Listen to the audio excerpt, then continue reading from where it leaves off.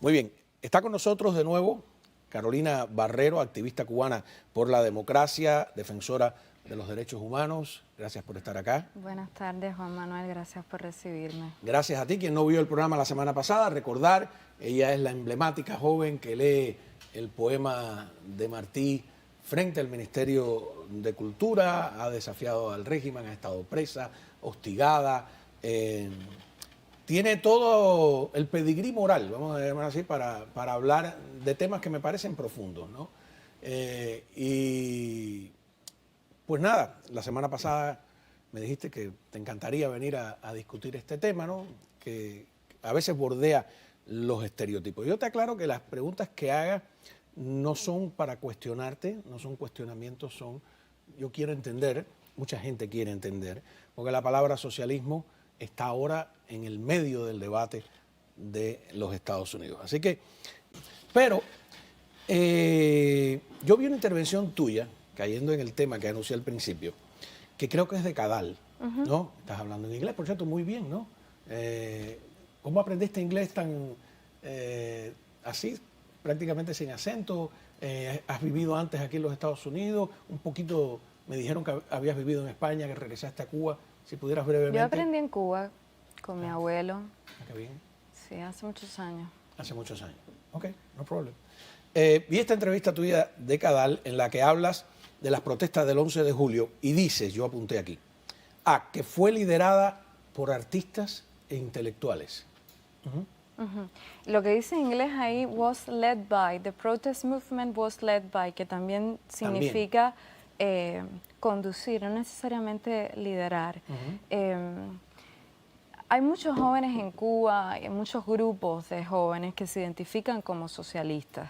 Incluso ahí lo dice más adelante, hay algunos grupos anarquistas, Abra, recuerdo a mi amigo Boris, Leonardo Romero Negrín, que fue un joven que hay una foto paradigmática de él volando por los aires el 11 de julio. Y ellos se identifican como jóvenes socialistas. Está el famoso cartel que dice socialismo sí, represión no.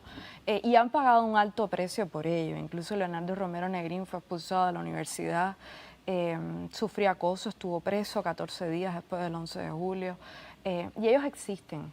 Y es una muy mala noticia para el régimen. O sea, no hay nada que al régimen le pueda hacer más daño frente a la opinión internacional que reconocer que desde dentro tiene una posición que se identifica de izquierda y que es contraria a la dictadura y que quiere la democracia. Yo creo que eso a esa narrativa, sobre todo de la izquierda internacional, que sigue justificando al régimen, le hace muchísimo daño.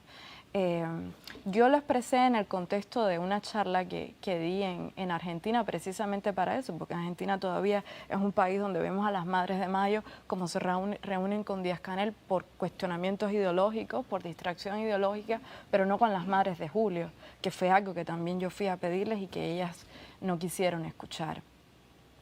La democracia va de la pluralidad, del respeto a la discrepancia política. Si nosotros caemos en la distracción ideológica, en hacer de esto un juego entre derechas, izquierdas, caemos en el juego del régimen, le hacemos la pelota al régimen, porque nos desvía de lo principal, que es democracia frente al autoritarismo. Y para que haya democracia tiene que existir pluralidad. No había llegado ahí todavía, te había preguntado de que tú decías que había sido liderada por intelectuales, ¿no? Sí. Pero yo vi en las calles, salvo el 27N, gente del pueblo. Correcto. ¿No? Y no vi, y parecían, aunque está el antecedente del 27N, de las manifestaciones de los artistas, por supuesto, ¿no? Luis Manuel Otero Alcántara es un artista, no parecía haber por eso tú no usas el término liderar, sino conducir. Pero en realidad yo no hablaba del 11 de julio, yo hablaba del movimiento de protestas. El movimiento de protestas, como yo lo entiendo, al menos el de los últimos 3 años, comenzó más o menos en la primavera de 2018, lo cual no quiere decir que es la única resistencia que ha habido en Cuba. La resistencia en Cuba existe desde el 1 de enero del 59. Pero este último ciclo de protestas increciendo, aumentó y llevó las condiciones para que sucediera un 11 de julio, empezó por esa primavera y empezó ligado al decreto 349 y al ciclo de protestas que se hizo alrededor del 349. Sin duda fueron empujando. No, no, yo tengo... Es como si fuera una llama, ¿verdad? Que enciende una mecha que luego se descontrola y que asume toda la ciudadanía. El 11 de julio fue una protesta completamente espontánea, una protesta en la que los ciudadanos, sobre todo, fue un levantamiento ciudadano más que una protesta, un levantamiento de la conciencia ciudadana. Pero ese último ciclo de protestas del que yo hablo, o movimiento de protestas, tiene su chispa en ese momento del 349 de la primavera de 2018, en el momento también del Movimiento San Isidro, que es un grupo, digamos, de comunitario, pero que también tiene una presencia no solo de artistas, pero de artistas fuertes, de 27N, y que después se traspasa a toda la ciudadanía. No, no, tienes toda la razón. Lo que pasa es que en el video, déjame revisarlo de nuevo, a ver, un pedacito, que sea el principio del video, si no fue que yo me confundí, no tiene mucha importancia, ¿no? A ver, no me guío por la traducción, quiero oírlo en inglés, a ver. It is a movement, it is a new cycle of protest, it is a resistance led by artists and intellectuals. Nada, no, Yo no suficiente. estaba hablando del 11 de julio, estaba hablando del movimiento de protesta. La traducción hay que quejarse. No, lo que pasa, y ese es un tema que también es un tema que viene mucho a colación, ¿no? Que es el de la desinformación, el de sacar frases de contexto y apuntalar ideológicamente los discursos, y se pierde, ¿no?, la riqueza. Eso es lo que pasó con ese fragmento y todo el debate que generó en redes sociales, ¿no? Sí, claro. A ver, yo estoy totalmente de acuerdo contigo, ¿no? Cuando algunos de los miembros del movimiento 27N llegan a Madrid y dicen yo soy socialista, nosotros somos socialistas, y aquí se erizaron, yo lo defendí porque dije, le complica la situación a los socialistas en España, ¿no? No los pone en una posición cómoda, ¿no? Porque siempre es decir, la oposición es de derecha, son fascistas, son esto, son lo otro, etcétera. Eso lo entiendo, ¿no? Pero hay algo que me preocupa, ¿no?, en cuanto a las autodefiniciones, y es la propia Constitución cubana. La propia Constitución cubana, en el capítulo 1, dice que Cuba es un Estado socialista. Por ahí, ¿no ve? Cuba es un Estado socialista de derecho y justicia, bla, bla, bla, bla, bla, ¿no? Entonces, después, en el artículo 5, es una cosa contradictoria porque dicen que el Partido Comunista es el órgano rector de la sociedad, es el partido único, etcétera. Entonces, es muy curioso porque Cuba es un Estado socialista que no permite un partido socialista. ¿Cómo ves eso? No, yo creo que la Constitución ya de entrada está invalidada porque se define a sí misma como una ideología, ¿no? Una Constitución no está al servicio de ninguna ideología, ni comunista, ni fascista, tiene que estar al servicio de la gente, ¿no?, de los ciudadanos, no puede estar ideologizada. Y esa Constitución de entrada ya no permite, además criminaliza, y en el artículo 5 está, en el 4 también, cualquier otra forma de pensamiento, sea de izquierda o de lo que sea, ¿no? Sí. No ser socialista en Cuba es ilegal. Exacto. Estás inconstitucional, es una cosa loquísima. Y más ¿no? específicamente comunista. O sea que... Marxista, leninista. Sí. No sé cuál. La Constitución es un panfleto, es un artículo de propaganda, pero de Constitución no tiene nada, por definición, ¿no? Sí.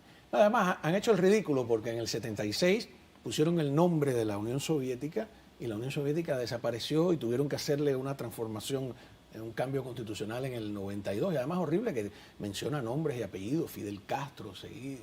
Es lo que tú dices, es como las consignas del matutino en las escuelas primarias. Vamos a una pausa, continuamos hablando con Carolina Barrero, conociéndola más, porque es un liderazgo joven, inteligente y valiente.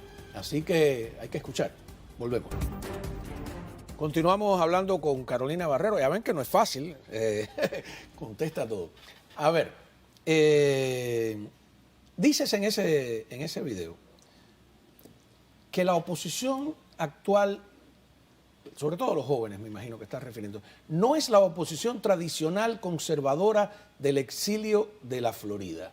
Mi pregunta es, ¿no es esa apreciación una caricatura del exilio cubano? Sí, y de hecho ahora yo lo reflexiono y me doy cuenta, ¿no? No está dicha para hacer una crítica del exilio ni para homogeneizarlo, porque yo también he dicho muchas veces que siempre he reconocido la labor que se hace desde aquí y es verdad.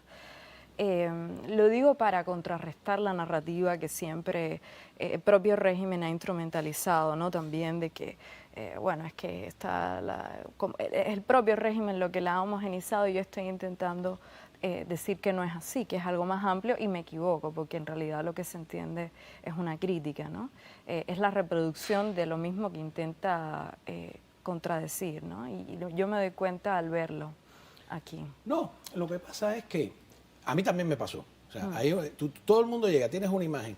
Y, por ejemplo, te dicen Alfa 66, te voy a poner grupo militarista, no sé en tu época, pero en mi época nos metían mucho miedo con Alfa 66, un grupo de derecha, fascista. Resulta que Alfa 66 la fundó Eloy Gutiérrez Menoyo.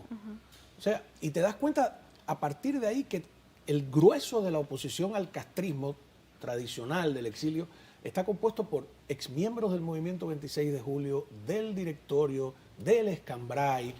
Por eso hay todo un movimiento, al principio se llama Movimiento de Recuperación Revolucionaria. Y empiezas a averiguar y uno se hace preguntas. Por ejemplo, ¿qué es ser socialista? ¿Qué es ser conservador? ¿Qué es ser liberal en el sentido europeo, en el sentido americano? Por ejemplo, ¿Batista es para ti qué? ¿Un dictador de derecha o de izquierda? Es una buena pregunta. De todas maneras, yo creo que es un dictador de derecha, es una dictadura militar en todo caso. Pero ¿y Cuba no es una dictadura militar y es de izquierda? Yo creo que sí, que Cuba es una dictadura militar, comunista. Y si yo te digo que yo tengo la apreciación contraria de que Batista es un dictador de izquierda y que nos han engañado, surgió al calor de la revolución del 33, que es una revolución antiimperial. Él mismo se llamaba revolucionario. Sus medidas, aspiraciones como reforma agraria, reforma urbana, encajaban más dentro del discurso de la izquierda de la época. De todas formas, yo tengo una pregunta para atrás. ¿Esto es una contienda entre el socialismo, el liberalismo, entre el conservadurismo, entre la derecha, la izquierda, entre el comunismo y el fascismo? Yo creo que no. En la pausa hablábamos, ¿no?, que como el fascismo en realidad es el Partido Nacionalista Socialista. Partido ¿no? Nacional Socialista. Socialista, exacto. ¿No? Y Mussolini era también socialista. Por ejemplo, entonces, si todo lo vamos a resumir a que si este era de social, ¿es una dictadura o no? Es la pregunta que yo me hago, ¿no? ¿Pero qué tipo de es la pregunta importante porque los autoritarismos son, los extremos al final se tocan. Son, bueno. Disculpa. Eso mismo se dijeron en el 59. Da igual. No queremos saber si Batista es de derecha o de izquierda, si Fidel es comunista o no es comunista. Es una dictadura la de Batista y hay que derrocarla. ¿Tú no crees que a lo mejor es bueno averiguar el color político, ideológico de las cosas? Yo creo que es bueno averiguar si lo que viene después también va a ser una dictadura o no. Porque yo no quiero ninguna. No quiero ni una dictadura comunista ni una fascista. ¿Y por qué? ¿Quién es fascista? Dime un grupo fascista de la oposición. ¿De dentro o de fuera? ¿En Cuba? ¿En Cuba o aquí? Que yo conozca ninguno. ¿Y aquí? Que yo conozca tampoco. ¿Cuál es el miedo? No, pero tú me preguntaste que si la dictadura de Batista era o no comunista. Yo te digo, era una dictadura no, era militar. de derecha o de izquierda, no era comunista. No era, bueno, no era comunista, me preguntaste pero... el signo político y yo te hago una pregunta. Bueno, en realidad era una dictadura militar, que es lo que realmente importa. Y es contra lo que al menos yo lucho, ¿no? Contra el autoritarismo. Sea de derecha o sea de izquierda, porque lo que se quiere es construir la democracia, no que una ideología reine sobre las otras, ni hay una ideología más mala que la otra. Las ideologías... ¿Sí hay ideologías más malas que las otras? Bueno, yo no te sabría decir. Lo que sí te puedo decir... ¿Las ideologías que promueven la libertad? Bueno, que obviamente. permiten el pluralismo. Obviamente. Son mejores que las que no lo obviamente, permiten, ¿no? Pero las dictaduras todas, claro, son igual de no hay malas. duda. Sí. No hay duda. Yo estuve en una entrevista compararlas es un entretenimiento. con Joan Manuel Serrat, por ejemplo, 2 horas. ¿Pinochet es un dictador? Sí, Pinochet es un dictador terrible. Fidel Castro es un dictador. Dale vuelta, cántame la nana de la cebolla, no sé cuánto. Entonces, yo creo y también pasa lo contrario. Hay mucha gente que dice que Pinochet no era un dictador, ¿no? Y todo eso sucede porque se produce un sesgo ideológico. Cuando tú eres afín a una ideología, identificas que las dictaduras o el autoritarismo están asociadas a la contraria. Y hay una distracción, un sesgo, es como si hubiera un punto ciego. Y pasan cosas como que se justifica a Fidel y hay personas como Sarraque que te dan 3000 acrobacias y hay otras que lo hacen con otro dictador como Pinochet, ¿no? Y en realidad los dos son igualmente criminales, ¿no? ¿Cómo es la oposición joven cubana? Yo creo que la oposición cubana, de la edad que sea, si algo ha demostrado... Tenemos la misma edad política, porque vivimos la misma tragedia. Y es parte de la misma historia. Yo no creo que debamos verlo como una separación de la oposición joven o la oposición tradicional o el exilio tradicional o el exilio más reciente. Yo creo que todo es parte de una misma historia, es un mismo arco de tiempo. Creo que nosotros los jóvenes debemos de reconocer. Es muy importante que hagamos ese ejercicio de reconocimiento de quienes nos han precedido. Son los totalitarismos y los autoritarismos los que borran la memoria, eso es parte de su estrategia para seguir, porque parece que todo empieza desde el principio y no es así. Y yo creo que si algo ha demostrado es que es plural, que ha tenido mucho coraje a lo largo de la historia. Todavía nos quedan por contar todos los que murieron en los 60, todas las personas que fueron presas y fueron fusiladas. Y ahora mismo Cuba es el país de las Américas con más presos políticos. Nadie nos puede decir que si nosotros hemos sido complacientes, eso también es parte de la mentira y de la ficción totalitaria, ¿no? Entonces yo creo que ha sido una oposición toda ella, de fuera, de dentro, de antes, de ahora, de izquierda, derecha, de centro, plural, valiente, creativa, y confrontativa. Creo que nadie, ¿no? Yo tampoco conozco un opositor en Cuba que quiera nada que se parezca a un cambio fraude, ni hacer ninguna reforma desde dentro del sistema. Eso yo creo que también es parte de la narrativa castrista para separarnos. Le conviene mucho al régimen y no a nosotros que tengamos esas dudas. No conozco todavía ninguno que quiera hacer algo como un cambio a medias, ¿no? Ahora hay una cosa importante, no se trata solo de tumbar una dictadura porque puede sobrevenir otra, se trata sobre todo de que seamos capaces de construir la democracia. O puede pasar no solo que sobreviva a otra, sino que sobreviva la dictadura dentro de la dictadura, como pasó en la Unión Soviética. O en Rumanía. No, ahí Y en la Unión Soviética, ahí está Lukashenko en Bielorrusia, que era pues uno de los jerarcas del Partido Comunista. Está el propio Putin, que era de la KGB. Se repartieron los comunistas los desechos de la Unión Soviética, ¿no? Y ese es otro peligro.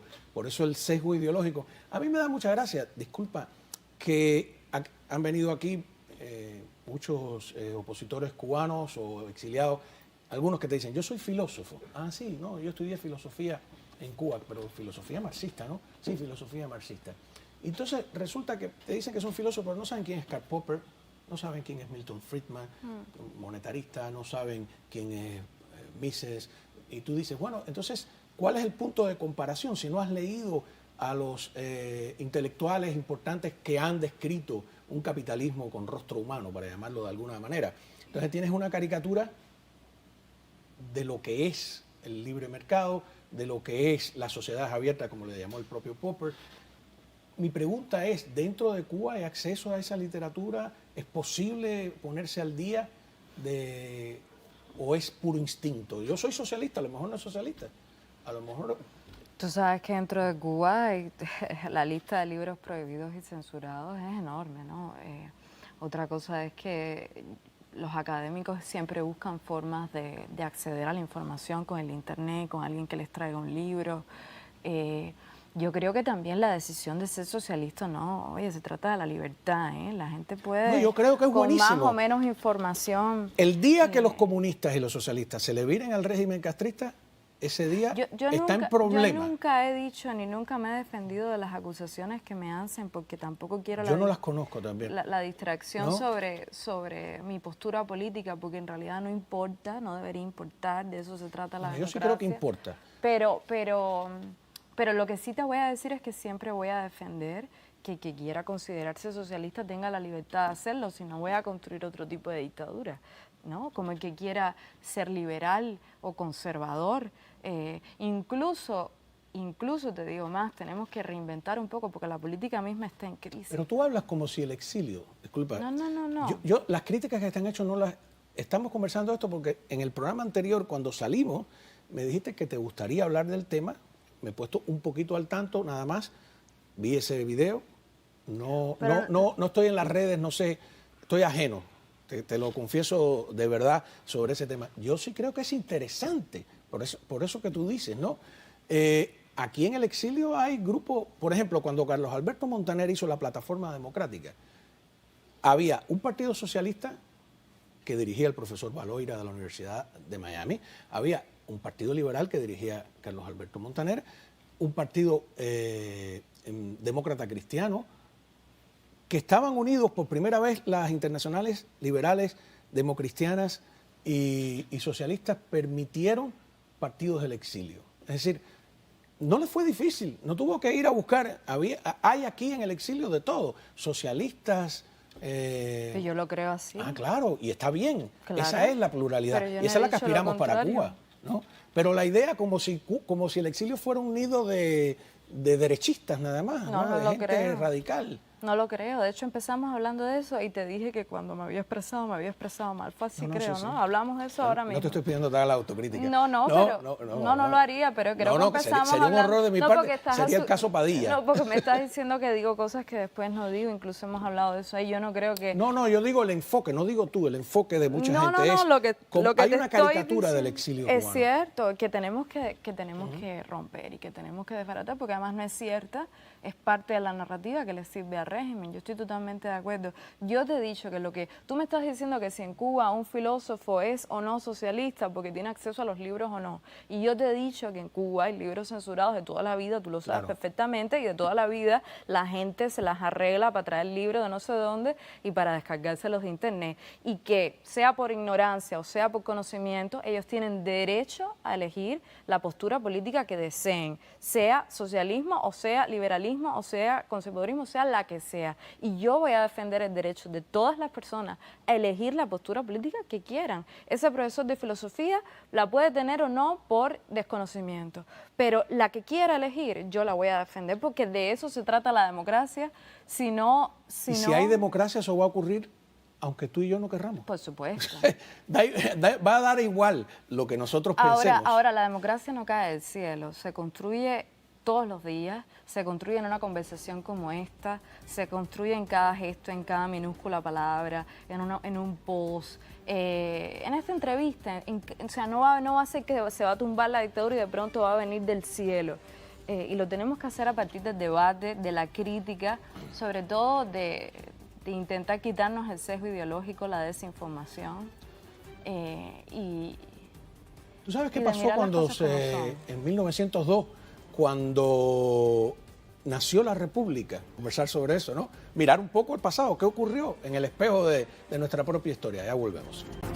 Muy bien, continuamos hablando con Carolina. De verdad, me fascina la conversación. Me parece muy importante. Te decía que los grupos políticos estaban en el siglo XIX organizados en Cuba en función de la independencia, pero en 1902 se terminan organizando totalmente distintos, ¿no? El partido igualito que en el resto del mundo, el partido conservador fundamentalmente y el partido liberal, ¿no? Miguel Mariano es el hijo, ¿no? José Miguel Gómez y Estrada Palma, digamos, desde un principio. Pero en el año 33 ocurre una cosa terrible, después de ese famoso 12 de agosto en que cae Machado, que va desapareciendo la derecha. Yo voy a hacerte la defensa al revés. Tú defiendes que debe haber una izquierda y me parece que está bien y estoy de acuerdo contigo, pero creo que debe haber una derecha. Porque si revisas del 33 al 59, desaparece. El Partido Liberal termina por unirse al Partido Revolucionario Cubano Auténtico. Todos los partidos eran o revolucionarios o de izquierda, antiimperialistas, bla, bla, bla, Batista incluido. Nos hizo falta una derecha en Cuba. ¿Tú no crees que también hace falta una buena derecha democrática? Yo no he dicho que yo defiendo que tiene que existir una oposición de izquierda. Yo he dicho que yo defiendo que tiene que existir la pluralidad, que también incluye a la izquierda, para que precisamente no pase lo que tú acabas de decir, que haya un desbalance y de pronto haya más partidos, una tendencia que vaya a un lado o al otro. Lo que tiene que existir es pluralidad.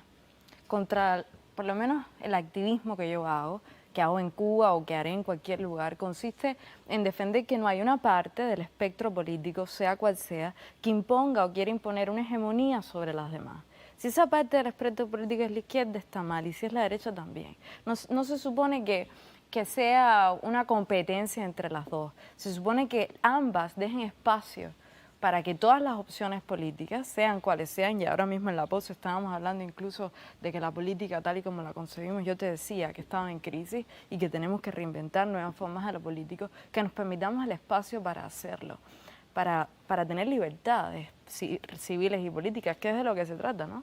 Entonces yo creo que concentrar en que si eso se trata de izquierda o derecha es una distracción.